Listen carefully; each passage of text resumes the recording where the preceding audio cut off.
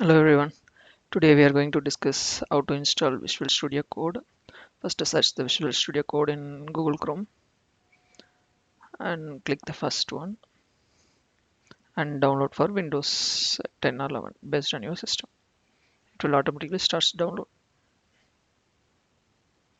Open the downloaded file,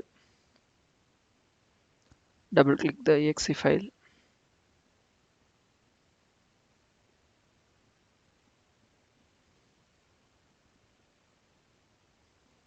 Install. Next. It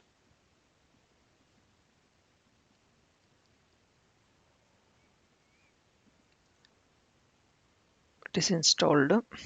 Now you can select themes based on your preference and give mark done. Now your Visual Studio Code setup is done. You can create a file, or you can open a file, or you can open a folder. Just I will open my workspace and I will add folder to workspace, and I will select my repository.